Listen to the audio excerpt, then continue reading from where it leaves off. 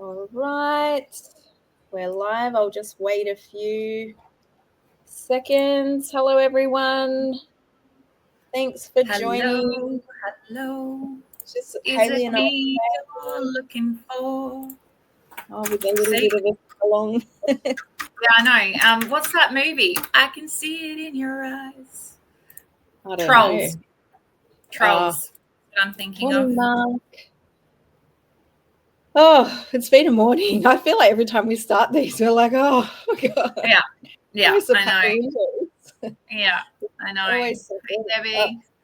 Can someone else, like Tara and I were just trading war stories. We were like, right, maybe there's something going on. Has anyone else's kids taken a little bit of extra assholeness the last couple of days for really no excuse, no reason? They're just extra hard.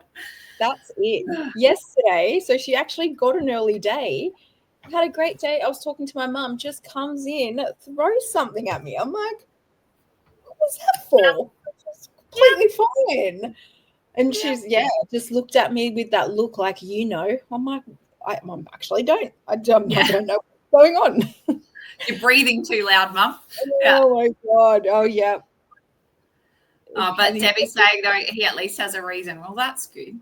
Well, the reasons, our reasons. So on Sunday, my husband's home, and Pip is very much at the minute, like, get stuffed, Mum. Like, Dad is the bomb, like, more so than usual. And I forgot the 2-minute noodles when I came home on Sunday, and oh my goodness, you should have seen it. And so in the end, I ended up bursting into tears and said to Dave, I was like, I'm going back to the shop and I'm going to get the 2-minute noodles because I'm going to. Oh gosh. Yeah. Oh, they're fun, aren't they? I find that Willow will be like in a mood, and then I'll start to match and be like a bit cranky, and then she'll be like, well, you're in a mood, aren't you? I'm like, what? I've been so patient for so long, Willow.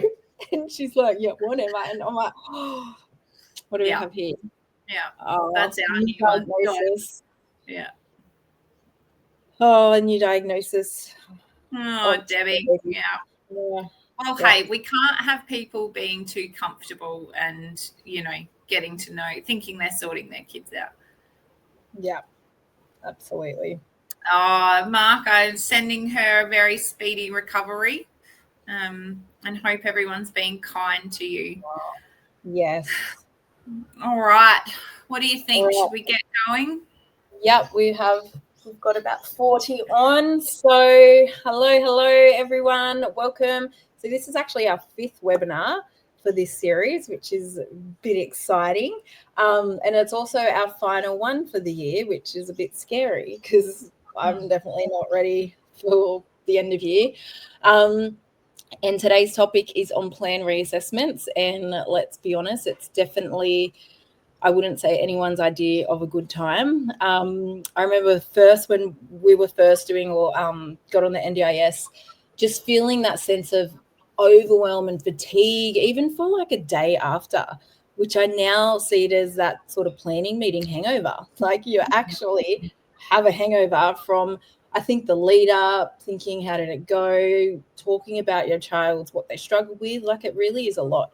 And 260 people registered for this one. So I think a lot of you are in the same boat, and it's a conversation that we need to have.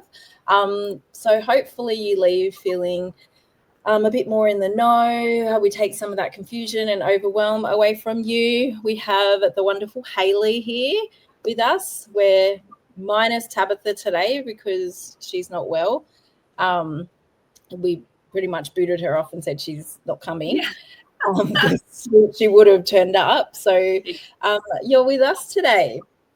So we'll just have a quick introduction. I know a lot of you have been to a few and know us already, but for those that don't. I'm going to probably say the name wrong, but Jana, she said it's her first webinar today. So welcome. Yay. We sometimes go, do we sound like knobs introducing ourselves every time? But then we don't want to assume that everyone's been here. So it's absolutely. Yeah. And this time we've updated our photos. So that's a really exciting treat for everyone.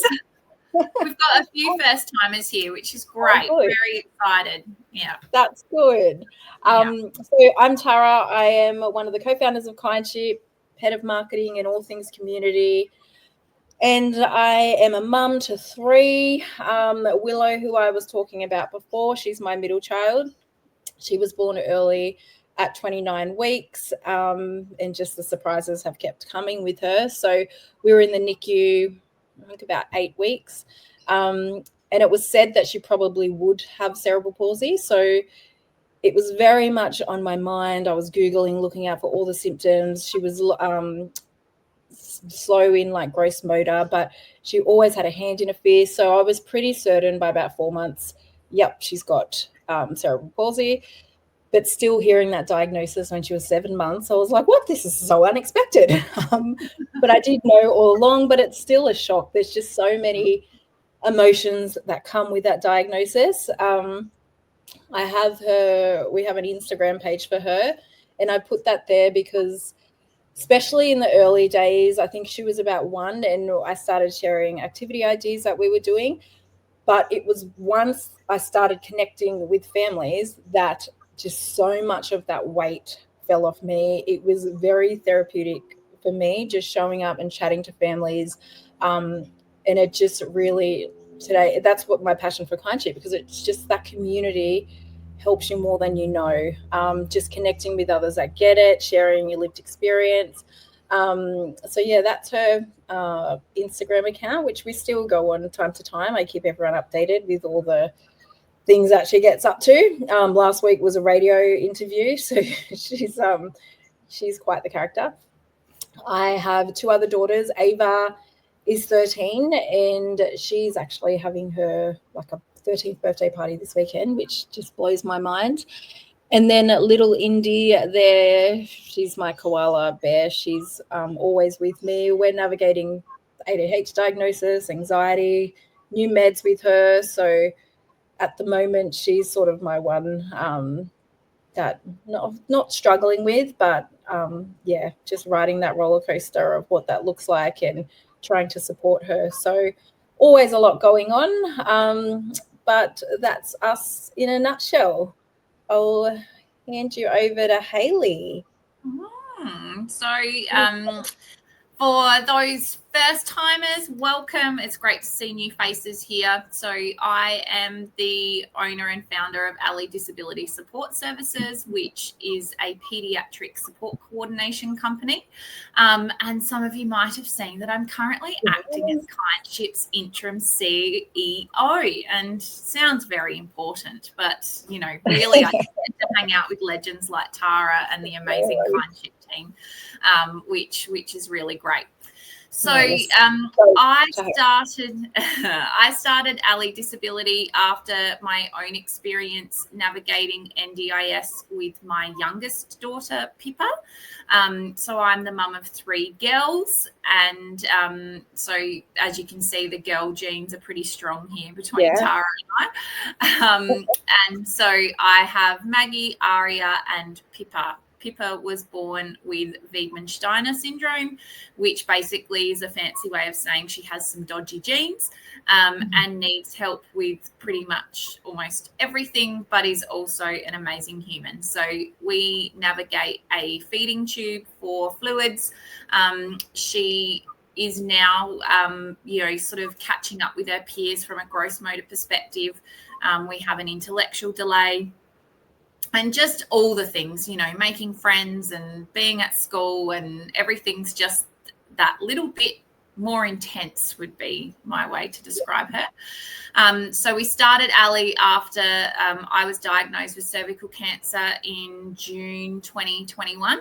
And Pippa had just had a peg placed, and we needed help. And the NDIS closed the virtual door on our faces. So that was essentially the beginning of Ali Disability, because I just never wanted a family to experience what we had. And I was like, you know what? I'm a pretty intelligent human, and even I can't navigate this system. And here I am talking to you guys today. And here we have Tabitha.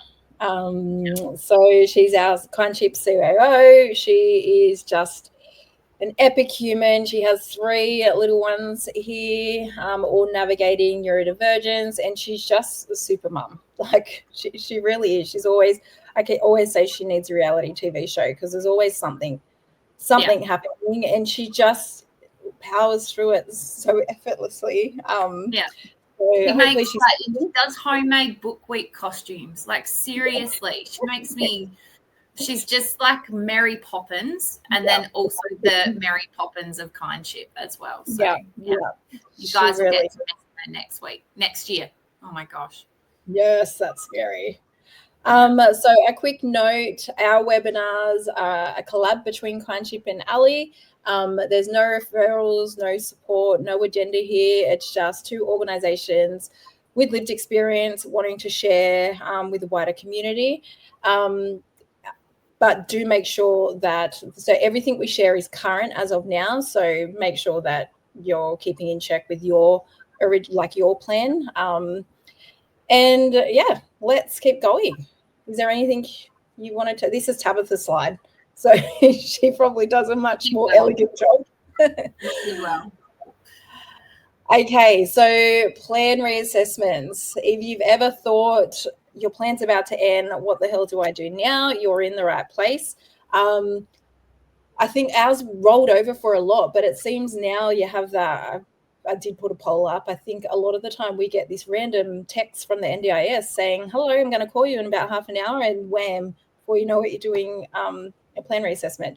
So at the moment, ours has rolled over, so I'm waiting for that call, but we're needing to do like a change variation, all that stuff, which I've never done before. So I'm here to learn from Hayley, the genius, as well, because I guess if you haven't done it, you don't know. You sort of left in the lurch. So this is what these are all about.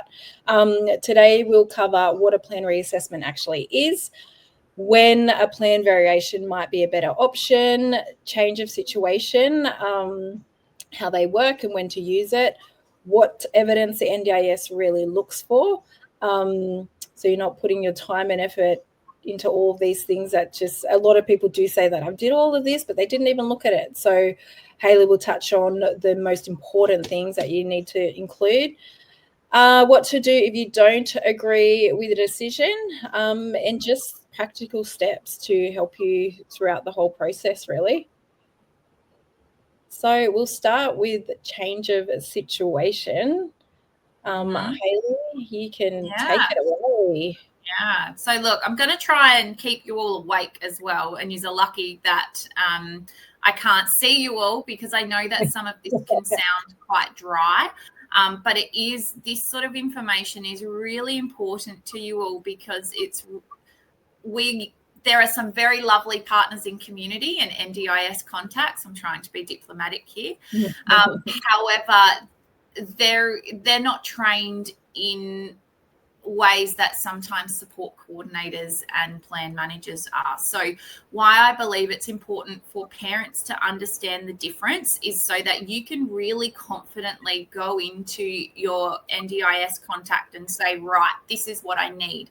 Because quite often we will see pushback and going, you can't do that, or no, you can't, you have to do this, and it's actually quite incorrect. So what I'm hoping to achieve today is that you guys will at least leave with a high level understanding that no change of situation is the same. No 2 are the same. There's actually many different ones, and how to go about getting those, and the difference between a change of situation and a plan reassessment. Danny, an NDIS contact is the new fancy word for your partners in community. So you might have heard them called local area coordinators, early childhood interventions. What are they called? Early childhood community partner. So now, especially in PACE plans, they're referred to as NDIS contact or an LAC. Yes. So now they're NDIS contacts. So a change of situation, there's actually also known as a change of circumstances, or if you're talking to people who sort of work within NDIS, you'll probably hear them say an S47 or an S47A or an S48. All those numbers mean is they're just referring to what section of the NDIS Act that talks about a change of situation. All right. So there can be many reasons for submitting a change of situation. So there could be something as simple as you've moved house, there's a new school, or you might want to change from plan management to self-management. Or there could be something big like a new diagnosis, a regression, or a major life event such as mum and dad might separate. So submitting a change of situation will lead to one of two outcomes, okay, if it's accepted. So you will either lead into a plan reassessment, which is where they reassess the whole plan, or a plan variation, which is exactly as it sounds, where they change something small in your existing plan. So here is a little bit of a visual, I guess, in terms of the difference between a plan reassessment and a plan variation. So a change of situation is something that you use when your child's needs have significantly changed, okay? And it builds a brand new plan, and it does involve a delegate call and it needs strong evidence. So basically, when you're submitting a change of situation, you're sent for a big change, you're essentially asking for a plan reassessment. Okay, because the outcome is a plan reassessment. It's just that a change of situation is what gets you there if you're outside of your normal plan reassessment dates. Mm-hmm. So then a plan variation. Now, you do need to submit a change of situation form for these, but for the purpose of this webinar, we're going to split them up. So a plan variation is, again, that's for those really small updates. So things like changing of goals, changing address, changing phone numbers, all of those things. The other times that we see plan variations would be for maybe some equipment funding, so what we call capital funding to be added to an existing plan. So what happens then is that most of the time your plan will stay exactly the same. So the plan dates and everything, nothing changes, except once the plan variation has been completed, the agency will put that extra bit of funding and that extra bucket of money or make the change in your current plan. Yeah. So that's plan management is like plan management would be a plan variation. Yeah. So, and then we have a different type of plan variation. And so this is for emergency situations. So as much as NDIA say they are not a crisis service and this, that, and the other, there are instances where you can ask the agency for emergency funding. All right. So some really good examples of this we've had is if something happens to an informal support and I don't know, let's say they go into hospital and a little person has quite significant needs. They can fund extra core funding for that emergency situation to get you through whilst there's enough information gathered for a full plan reassessment. So this will happen.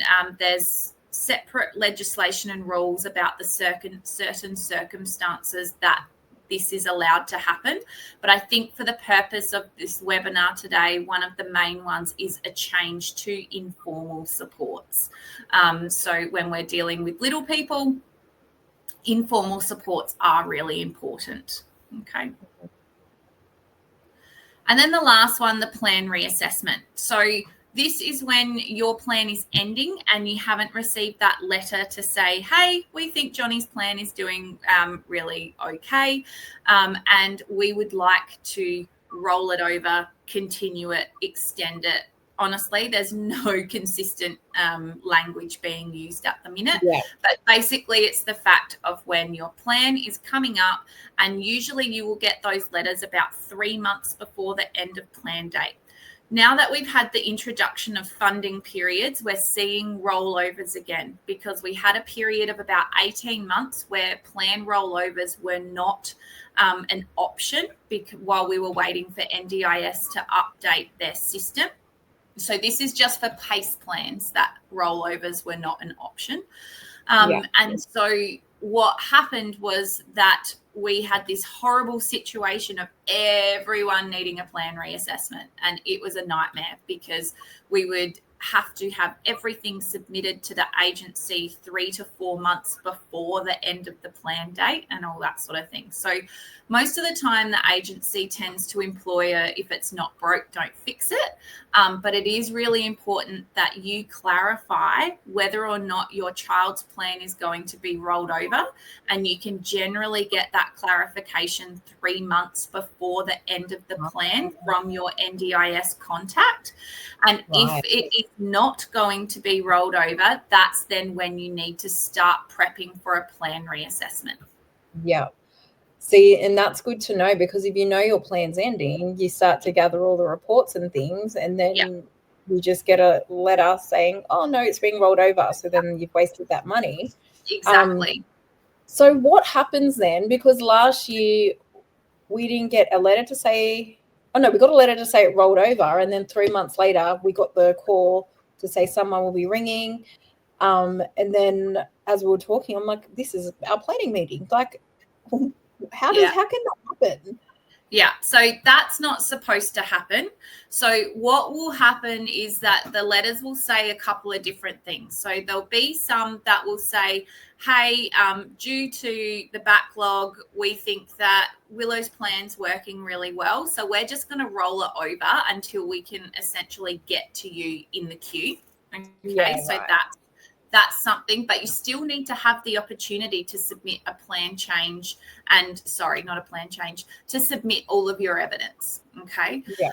So that's where, if you get that letter that says my plan has been rolled over, and you then haven't had that meeting with the NDIS contact where you give them all of your evidence for them to upload to the portal, that kind of it breaches NDIS legislation. From memory, I'm saying section 50, but don't hold me to that.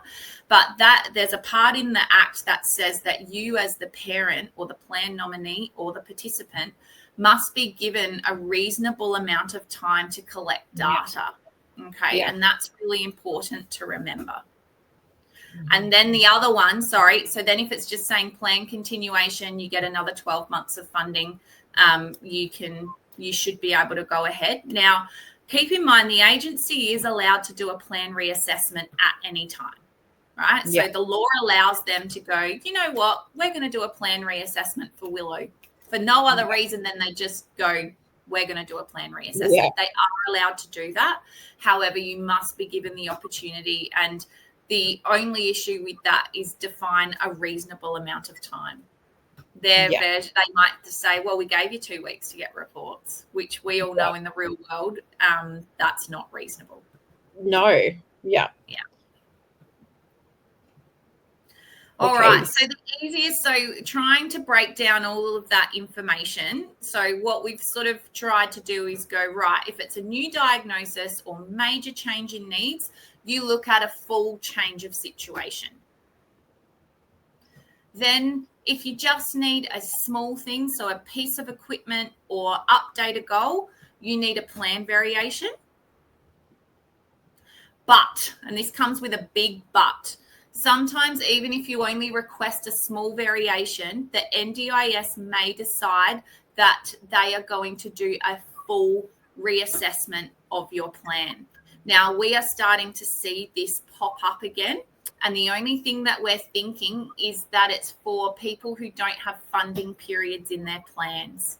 So funding periods, for those of you who haven't been to our previous webinars, funding periods were introduced in May this year, and so it really impacts and restricts how people can spend their funding, and it's the agency's way of trying to curb spending from families. So we are starting to see where we as early disability have put forward plan variation requests for things that would typically be a slam dunk, like a piece of equipment changing from plan management to self-management or something like that. And we're getting full plan reassessments, which are then an absolute disaster. So the things to really think about before you go and put forward for a plan variation is understanding that there is always a risk that it could lead to a full plan reassessment.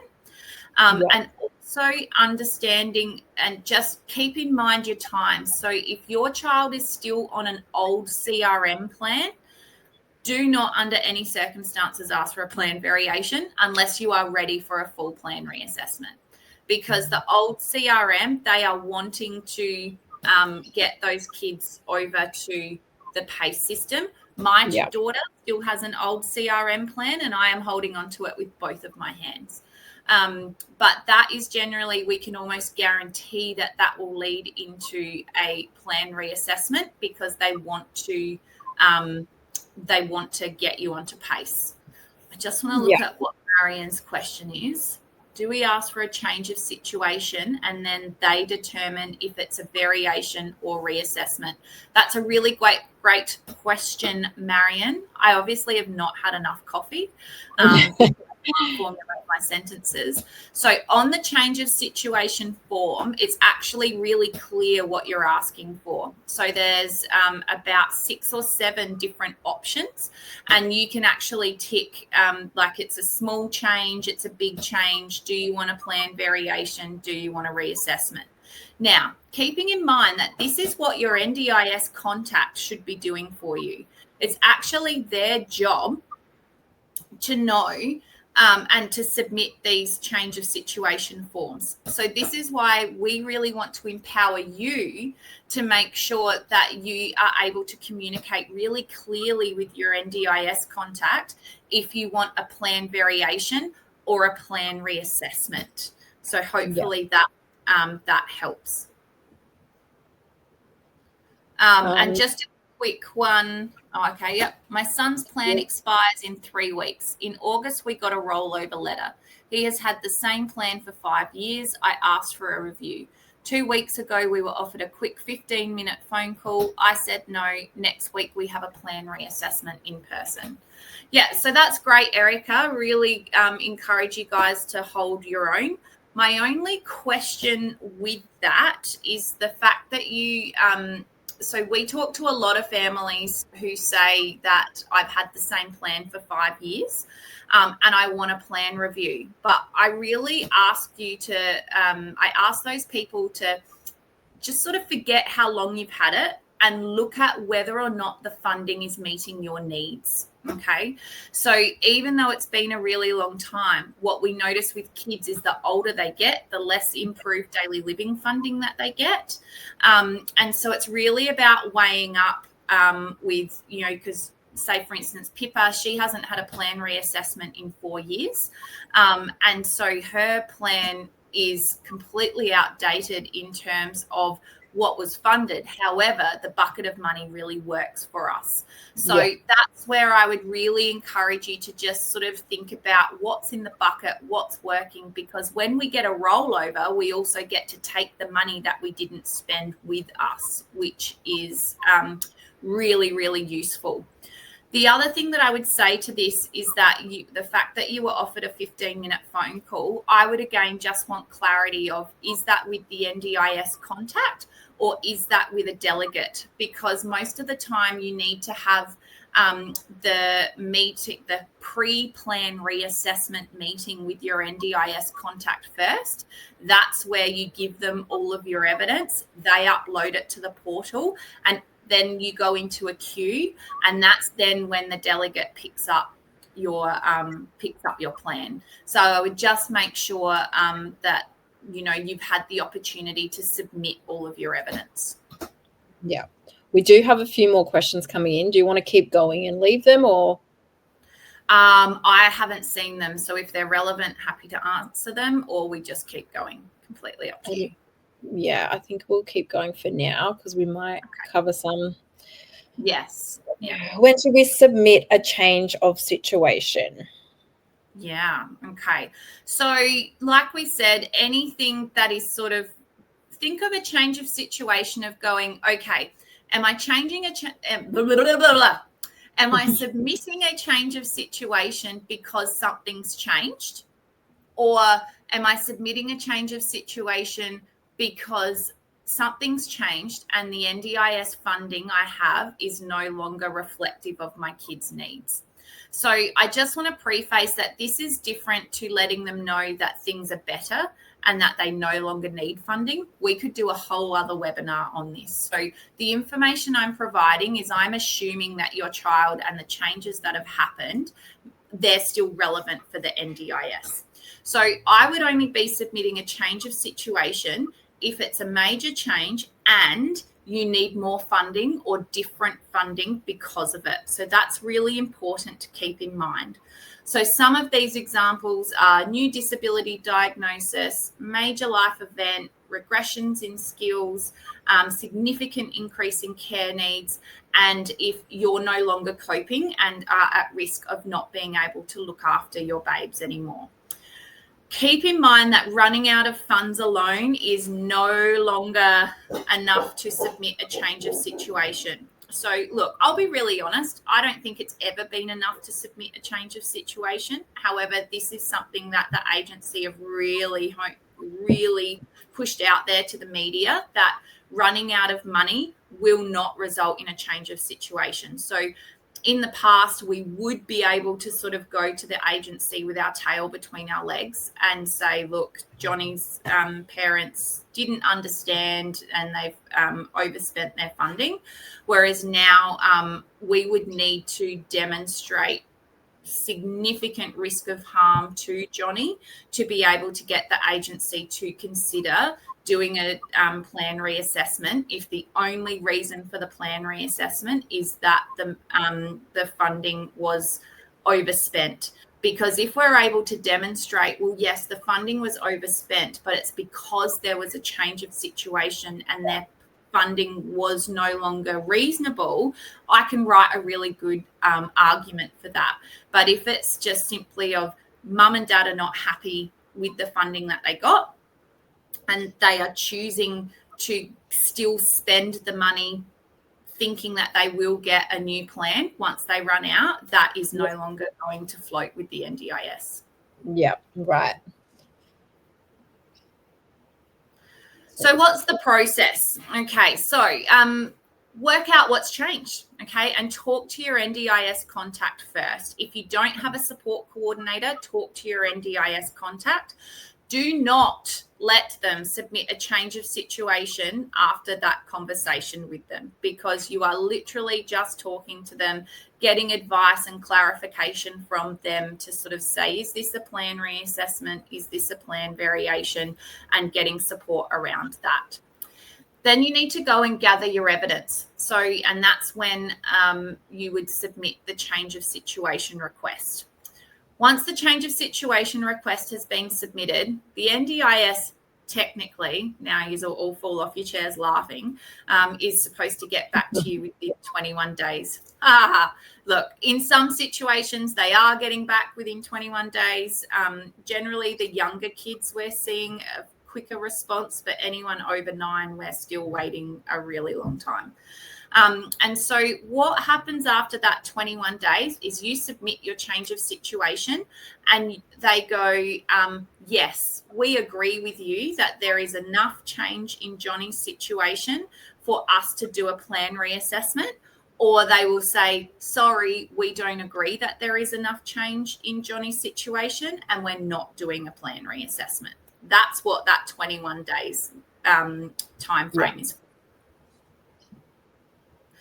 Then if it's approved and they go, yes, we agree with you, your plan will then be moved into a different stream and it then goes into the queue where it waits for a delegate to build you a new plan. So now it's sort of looking pretty much exactly like a plan reassessment because you've already submitted all of your supporting evidence with the change of situation. So that evidence then transfers over while you're waiting in the queue for the delegate to pick it up, and they pick it up and they build it, and you know it's very much like a plan reassessment. Yeah.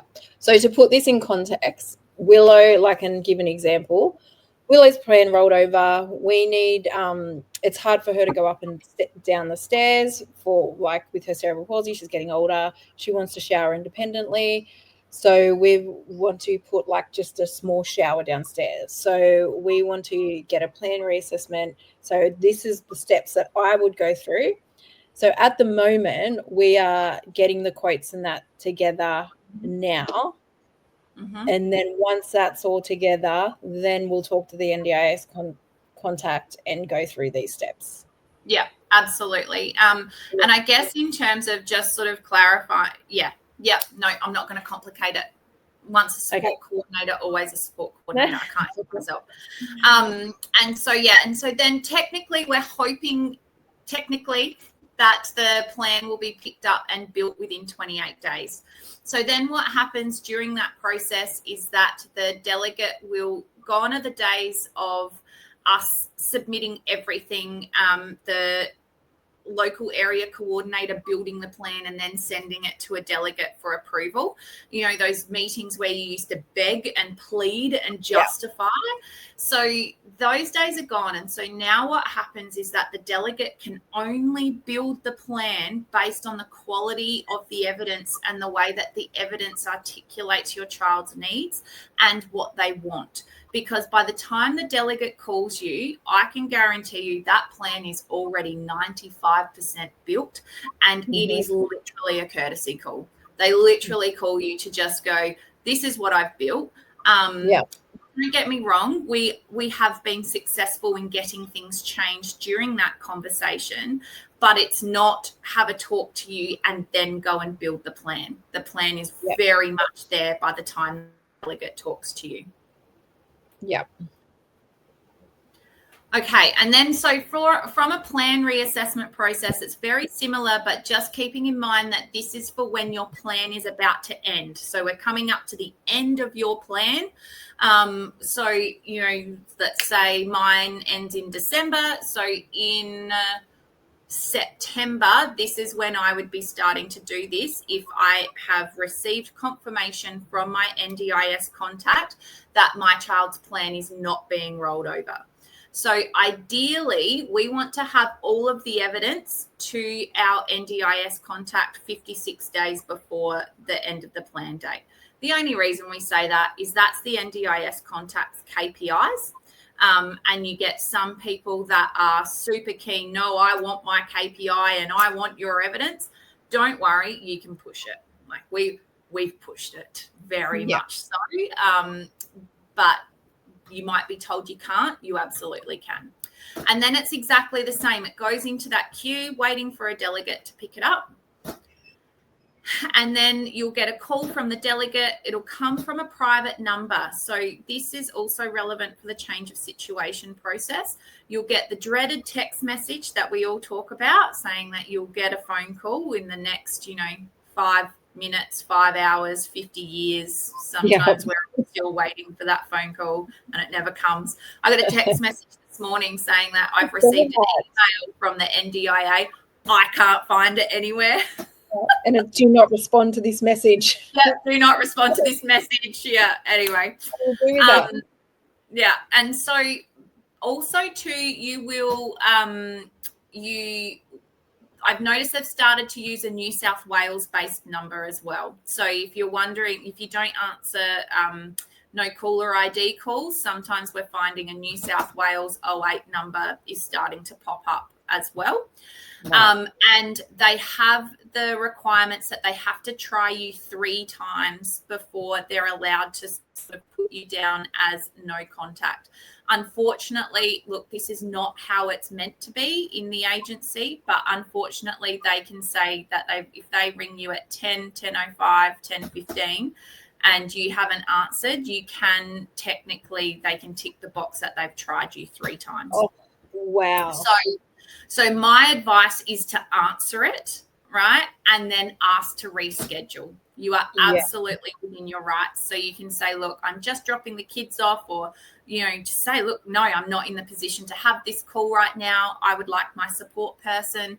And you can say, please, can we make it for X, Y, Z? Now, you will sometimes get really grumpy delegates who, again, have KPIs to meet, and they will say, no, it'll just be 5 minutes, or no, you can't, like, we need it now. Okay, that's bollocks. All right, hold firm, and you can absolutely reschedule to a time that you are in a situation to be able to take the call. And then after that phone call, they then have to basically finish building the plan, and then they have to send it off to their team leader for final approval before it's then sent out to you. So usually, most of the time, you'll probably have it within 12 to 24 hours. But for those really big plans, we've seen delays of anywhere from 7 to 14 days. Keeping in mind too that when the delegate calls you, there'll be some things in the more complex plans that they've had to submit for approval to what's called the technical advice branch, or the TAB or TAB. I'm from South Australia, and my grandfather absolutely loves racing, so I just think of TAB as going to put your bets on, but that is what it's called. So just ask them when they call you if there is any outstanding requests sitting with the TAB, because sometimes they can take 3 to 6 months, and they'll give you a plan, and they won't tell you that they're still waiting on those outcomes. So that's a bit of a trick of the trade.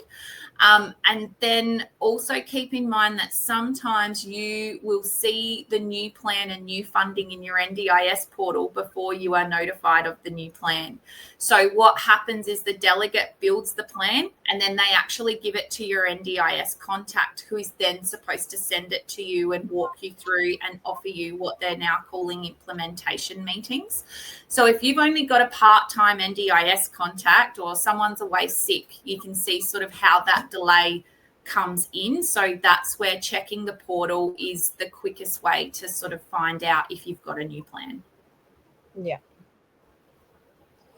Plan variations. Okay, so adding funding or a piece of equipment, updating goals, and emergency circumstances, which we've spoken about, where short-term and quick access to funding is needed. So what happens with these? Your plan dates stay exactly the same, and most of the time there is no delegate call.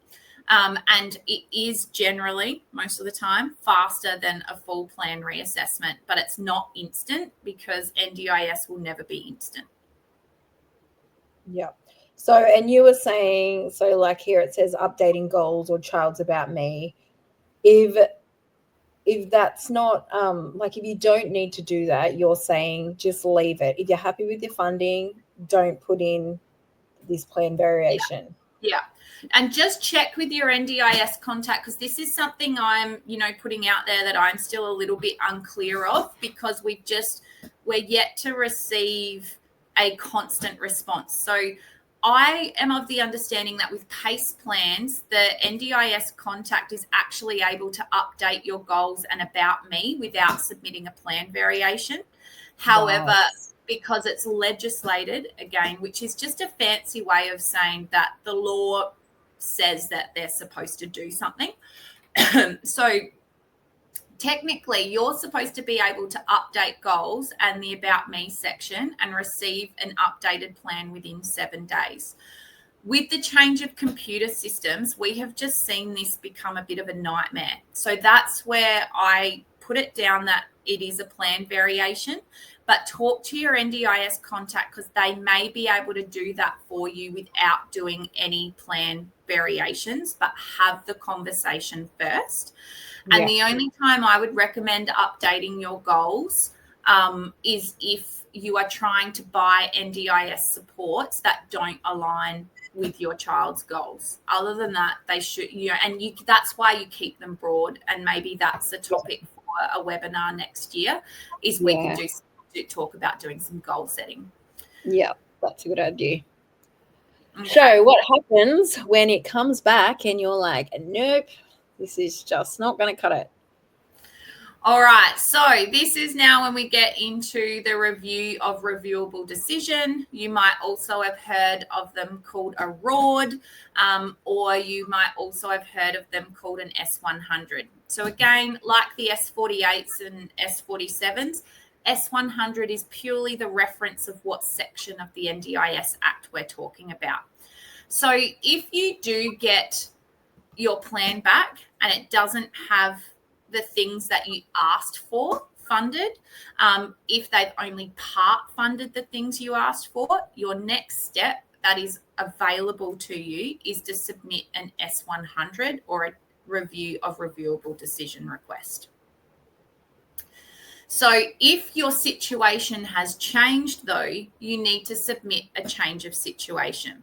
So in the past, we used to be able to do S100s, just bang it all together because God forbid we could use efficiency and common sense and just make all the changes at once. Whereas now it is very, very strict and very clear that the S100, you can only ask them, and we'll go into this a bit more further on, but you can only ask them to review the original decisions that they made. You can't add anything else. So in that time, because in some situations, there might be 3 to 4 months between a plan build and a submission of a reassessment request. So, and things change. So if that happens, then you need to submit a change of situation, not an S100. Makes sense. So once you get the plan back, you've got 90 days from the day that your new plan starts to submit the review. You can submit extra evidence, but the review will only look at the supports you originally asked for and the evidence that you have for those same supports. So this is not the time for you to go, oh, I asked for fortnightly physio, so 20 sessions a week, and they only funded quarterly. For example, they only funded 10 hours, but I spoke to Tara last week and they gave Willow 40, and Pippa's got similar issues to Willow, so I'm actually going to ask for 40 hours. You can't do that in this. It literally has to be, this is what I asked for, this is what you funded, and therefore this is the evidence, or this is why I want you to reconsider. And the process of an S100 is that what it means is that anyone who was involved in the plan reassessment process can't be involved in the S100. So it's essentially giving it back to the agency and going, I think that the person reviewing my child's plan made the wrong decision, and I want you to have someone else to look at it and see if they come up with the same decision. Yep. And the reason you give more evidence is because you generally get planning justification reports. So again, we'll use the physio example. You will get there are available to you, and you can ask your NDIS contact or submit what's called a PIA, which is a participant information access request, where you can get the notes essentially saying from the planner, this is why I didn't fund you 20 hours and I funded you 10. And they will tell you it's not value for money, it's not an NDIS support or something like that. And then that gives you basically a map on what additional evidence you need to provide to fill those gaps, so that the person looking at, who re-looks at it, can go, oh yeah, like that makes sense. There's that piece of information that I need to be able to say it's value for money. Yeah. And again, you need to do a change of situation if they've changed. Right. Yes, we have a cheat sheet, like a little resource guide.